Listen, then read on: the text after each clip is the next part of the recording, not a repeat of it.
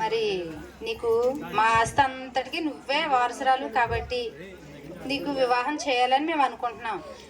ఎందుకంటే ఇప్పుడు ఈ ఆపరేషన్ జరిగింది కదా, ఆ విషయం మన ముగ్గురులోనే ఉండాలి. ఎవ్వరికి కూడా చెప్పకూడదు. నీ స్నేహితురాలకు కానీ స్నేహితులకు కానీ ఎవ్వరికి కూడా చెప్పకూడదు. నీకు వివాహం చేయాలనుకుంటున్నాం కాబట్టి పెళ్ళయిన తర్వాత అయినా సరే నీ భర్తకు కూడా ఆ విషయం ఏది కూడా చిన్న మాట కూడా చెప్పకూడదు. సరే డాడీ. నాన్నగారు చెప్పిన గుర్తుపెట్టుకో అమ్మా. సరే మమ్మీ. మా మమత ఆన్ చేసుకోండి. పెళ్లి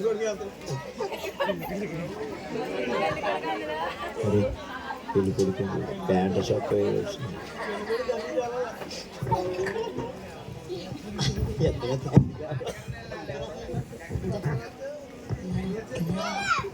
మాకు ఒక్కగాని ఒక బాబు అండి. సరిపోయింది. ఈ బాబుకి పెళ్లి చేస్తే మాకు వారసుడు కావాలనే ఆశగా ఉంది. అందుకని మేము పెళ్లి చేయటానికి సిద్ధపడ్డాం. పాపేనండి, మాకు కూడా ఒకగానొక పాపేనండి. మేము చాలా గారాభంగా చూసుకున్నాం మా పాపని. మా ఇటువైపు తిరగండి, మీ మొక్కలు కనపడేలాగా.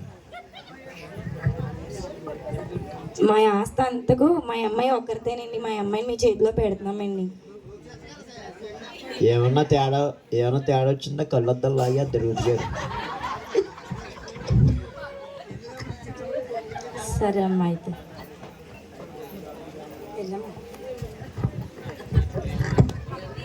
ఇది గిరి కుదిరిపోయిందా? కీర్తి చెప్పండి. బయటకు వెళ్దామా? ఎందుకులేండి, వద్దండి. పర్వాలేదండి, ఇంట్లోనే ఉండొచ్చు. సరేనండి. గడ్డపల్లి బీచ్కి వెళ్ళండి. అవును, నా భర్త నన్ను ఇంత ప్రేమగా చూసుకుంటున్నాడు. నా భర్త దగ్గర నేను నిజం దాచడం మంచిది కాదేమో. ఏదైతే అయిందిలే, నా భర్త దగ్గర నిజం చెప్పడమే మంచిది. ఏవండి ఏంటి కీర్తి? నేను మీకు ఒక విషయం చెప్పాలండి. ఏంటి చెప్పు. నన్ను క్షమించండి, నేను మీ దగ్గర ఒక నిజాన్ని దాచాను. ఏంటి? నాకు చిన్నప్పటి నుంచి షటిల్ అంటే ఇష్టమని మీకు తెలుసు కదండి. షటిల్ గేమ్ ఆడడం వల్ల నాకు గర్భసంచి తీస్తారండి. జీవితంలో పిల్లలు పుట్టరండి. అవునా అమ్మా నాన్న? పిల్లలు పుట్టరనేసి చెప్తుందమ్మా. కొట్టిదాడితే ఒట్టు. అవునత్తే గారు. అదేంటి బాబు, నాకు ఒక్కగాను ఒక వారసుడు, మళ్ళీ నాకు వారసుడిని ఇస్తావని నేను పెళ్లి చేస్తే పిల్లలు పుట్టరు అంటున్నారా? వాళ్ళ తల్లిదండ్రి ఎంత మోసం చేశారు మనల్ని. నీకు ఆ అమ్మాయిని విడిచిపెట్టే, నీకు మళ్ళీ పెళ్లి చేస్తాను. సరే అమ్మా, వెళ్ళిపో. అది కాదండి, నేను చెప్పేది వినండి. నువ్వేం చెప్పినా నేను వెన్న వెళ్ళిపో. సుభద్రమ్మ గారితో చెప్పండి.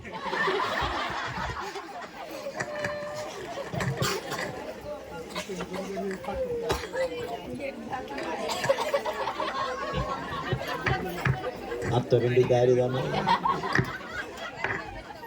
వచ్చేసిందే పాపం. అయ్యో అమ్మా, ఏమైందమ్మా? వచ్చేవేటి? బ్యాగ్ ఎట్టుకుని వచ్చేవేటి? అబ్బాయి ఏడి? అబ్బాయి రాలేదమ్మా, నేను ఒక్కదాన్నే వచ్చాను. ఏమండి, అమ్మాయి వచ్చింది చూడండి. నన్ను క్షమించండి డాడీ, మీరు చెప్పొద్దన్న నిజాన్ని నేను మా ఆయనకి చెప్పేశాను. నీకు అయినా నిన్ను కాపురాన్ని పంపించేటప్పుడు ఏమని చెప్పాను? అసలు నీకు అసలు ఎంతన్నా సరే మేనస్ తెలుసా?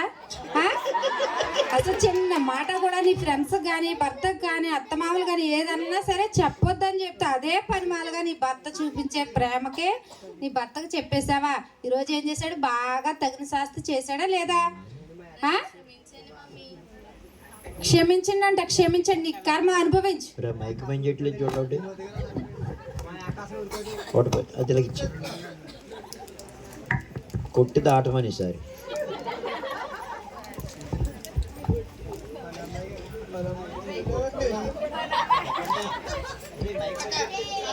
అదేంటమ్మా ఏడుస్తున్నావు? ఏం చెప్పనే, నీకు చెప్పినా బాధ తీరేది కాదు, క్రీస్తులో నీకు చెప్పినా అర్థమయ్యే బాధ కాదు. ఏం చెప్పను? మీరు ఇక్కడ కూర్చున్న వేస్తే కన్నా మీకు ఫలితం ఏముండదు. నేను చెప్తాను వినండి. చిన్న మంద చిచ్చాను జానయ్య గారు అన్నారు. అక్కడ పెద్ద సభలు జరుగుతున్నాయంట. అక్కడికి వెళ్తే ఎన్నో అద్భుతాలు ఎన్నో కార్యాలు జరుగుతాయంట.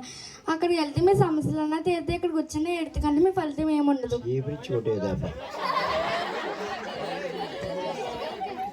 మొత్తాన్ని బాగా చెప్పేసింది ఆ పిల్ల.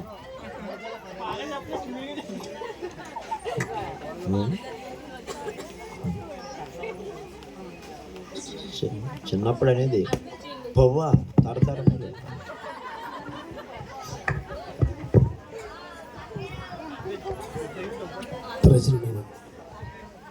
అది అమ్మా అంత దిగులుగా ఉన్నావు, పిల్లలందరూ వెళ్ళిపోయారు, నువ్వు అంత బాధతో ఉన్నావు, ఏంటమ్మా కారణం ఏంటి? ఏం చెప్పను పాస్టర్ గారు, నాకు చిన్నప్పటి నుంచి షటిల్ గేమ్ అంటే చాలా ఇష్టం. షటిల్ గేమ్ ఆడడం వల్ల ఇప్పుడు నా జీవితానికి అర్థం లేకుండా పోయింది. నాకు షటిల్ ఆడడం వల్ల చిన్న కడుపు నొప్పి కింద వచ్చి డాక్టర్ గారి దగ్గరికి వెళ్తే ఇంకా జీవితంలో నాకు పిల్లలు పుట్టరు, గర్భసంచి తీసేయాలని చెప్పారు. నా తల్లిదండ్రులు నా బాగు కోసం ఆలోచించి గర్భసంచి తీయించారు.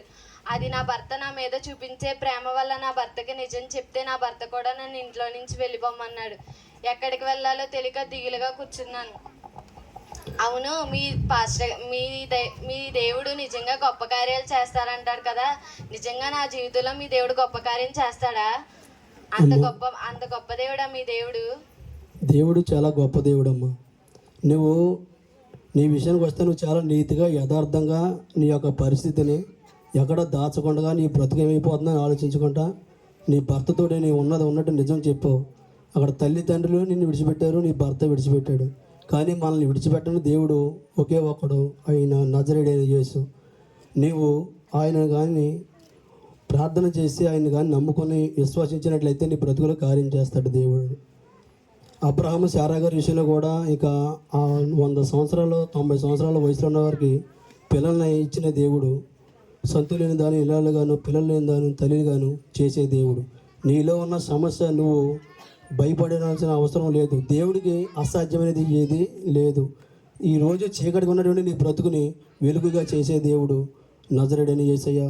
దయచేసి నువ్వు ఎలా దేవుని తెలుసుకోవాలని నీ యొక్క దుఃఖము నీ బాధ అన్నగారిలాగా నువ్వు ఎలాగైతే దేవుడిని ప్రార్థన చేస్తావో నీ యొక్క సమస్య అంతా తీరి నిన్ను బాగు చేసి మరలా నీ యొక్క కుటుంబం కట్టబడి నీ బ్రతుకు నీ జీవితం కట్టబడి కృప దేవుడు ఇస్తాడు. నువ్వు విశ్వసించి దేవుణ్ణి ప్రార్థన చేసుకుని దేవుని ఉన్నట్టయితే నీ బ్రతుకు గొప్ప ఆశీర్వాదకరంగా మారుస్తుంది.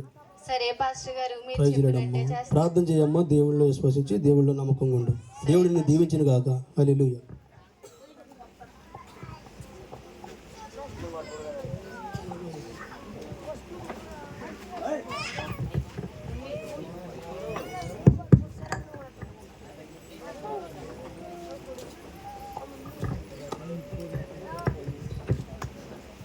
అమ్మా కీర్తి, ఎక్కడికి వెళ్తున్నావమ్మా?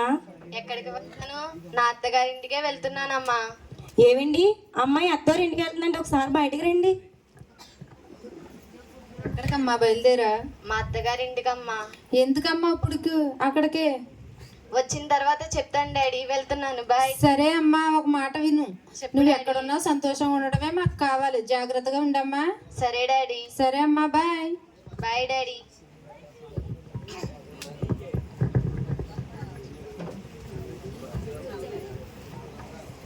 ఎందుకు వచ్చా? నేను చెప్పేది వినండి. ఏంటి? 3 నెలలు చూడండి.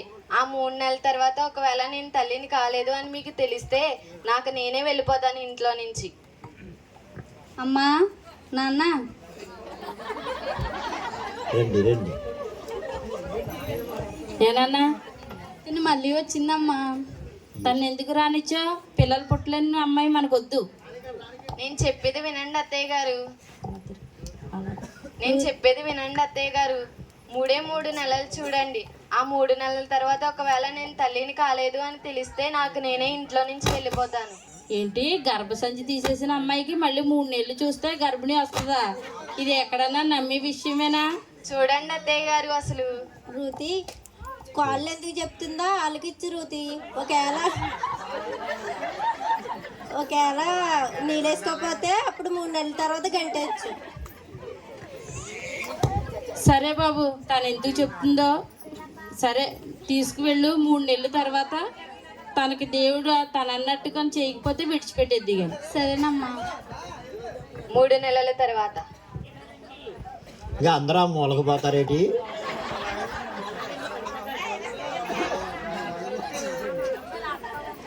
నడు 3 నెలల తర్వాత చూద్దిగాని అన్నావు కదా, నడు డాక్టర్ గారి దగ్గరికి. తెలుసాను సరే కదండి. అండి, రండి వెళ్ళొచ్చు. మరి లేకండ్రా. నమస్కారం డాక్టర్ గారు. నమస్కారం డాక్టర్ గారు. ఎందుకు ఇలా వచ్చారేంటి? నాకు ఒకసారి చెకప్ చేయాలి డాక్టర్ గారు. ఆపరేషన్ చేసి గర్భసంచి కదా, మళ్ళీ చెకప్ ఏంటి? దాని విషయంలోనే ఒకసారి నాకు చెకప్ చేయండి డాక్టర్ గారు. అవునా బాబు, మీరు బయట ఉండండి అమ్మా.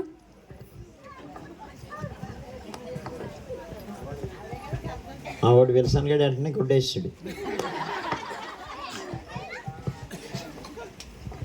ఏంటి కీర్తి, నేనే కదా నా చేతులతో నీకు ఆపరేషన్ చేసి గర్భసంచి తీసాను. దేవుడు నీ జీవితంలో మళ్ళీ గొప్ప కార్యం చేశాడు. నువ్వు ఎంత తప్పవమ్మా, 3వ నెల.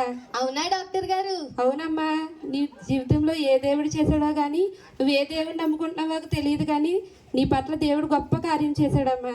చాలా థ్యాంక్ యూ డాక్టర్ గారు. వచ్చారు సుభద్రమ్మ గారు. బాబు, నీ భార్య నెల తప్పింది బాబు, 3వ నెల. అవునా డాక్టర్ గారు? అవును బాబు. థ్యాంక్ యూ డాక్టర్ గారు. అలాగే బాబు, వెళ్ళండి. ఈ మాట విని వెంటనే సుభద్రమ్మ గారి దిగారు.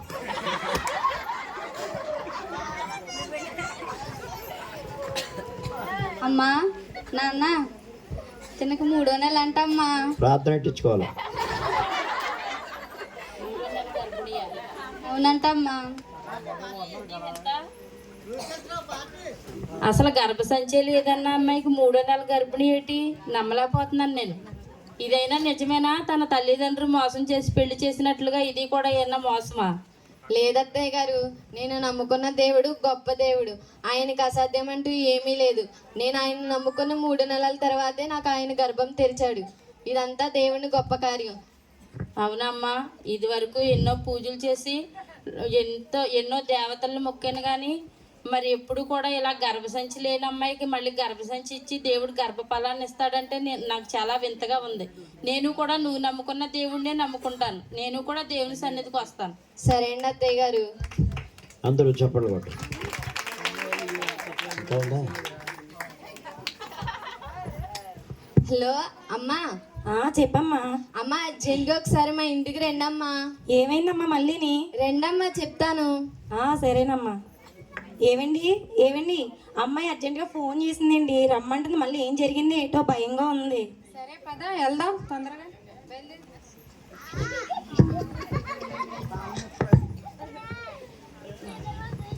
ఏమైందమ్మా అర్జెంటుగా రమ్మన్నా? అమ్మా, మీకు ఒక గుడ్ న్యూస్ అమ్మా. ఏంటమ్మా? అమ్మా, నాకు 3వ నెల అంటమ్మా. ఏంటమ్మా నువ్వు చెప్పింది? అవునమ్మా, నువ్వు విన్నది నిజమేనమ్మా. అమ్మా, నువ్వు తల్లి కాబోతున్నావా? నా బిడ్డ తల్లి కాబోతుందంటే నాకు చాలా సంతోషంగా ఉందమ్మా. అవును డాడీ, నేను నమ్ముకున్న దేవుడు గొప్ప దేవుడు డాడీ. మన ఇంట్లో పని మనిషి చెప్పింది డాడీ. చిన్నమంద చర్చిలో సభలు జరుగుతున్నాయి. ఆ చర్చిలో జాన్ పాస్టర్ గారు ఉంటారు. ఆయన చెప్పే వాక్యము, ఆయన చెప్పే సందేశం ఏదైనా చాలా అద్భుతకరంగా ఉంటుంది. అక్కడికి వెళ్ళి ఒకసారి నువ్వు ఆ వాక్యం విను. ఆ 3 నెలల తర్వాత ఒకవేళ నువ్వు గర్భం ధరించకపోతే అని చెప్పి పని మనిషి చెప్పింది మమ్మీ. అంటే వెంటనే ఆ పాస్టర్ గారిని కలిశాను. అందుకే దేవుడు నా విషయంలో గొప్ప కార్యం చేశాడు. అవునమ్మా, నువ్వు నమ్ముకున్న దేవుడు చాలా గొప్ప దేవుడు అమ్మా. మేము ఇంత క్రితం అన్యజనులాగా మేము బ్రతికామమ్మా. కాకపోతే ఇప్పుడన్నా సరే నువ్వు నమ్ముకున్న దేవుడు మేము నమ్ముకొని నీకులాగే మేము చర్చికి వెళ్తామమ్మా. పాస్టర్ గారు దగ్గరికి వెళ్ళి ప్రార్థన అది చేయించుకుంటామమ్మా. సరే మమ్మీ. 24వ తారీఖున క్రిస్మస్ ఉంది మమ్మీ. తప్పకుండా మనం అందరం కలిసి వెళ్దాం. సరేనమ్మా. Happy Christmas. Merry Christmas. Merry Christmas. Happy Christmas. అమ్మా, అందరూ చప్పట్లు కొట్టండి. అందరూ చప్పట్లు కొట్టండి. ఈ సమయంలో యవన పిల్లలు అక్కడ కేకులు ఉన్నాయి, సిద్ధం చేయండి. అరటిపళ్ళు ఒకరు, కేకులు ఒకరు.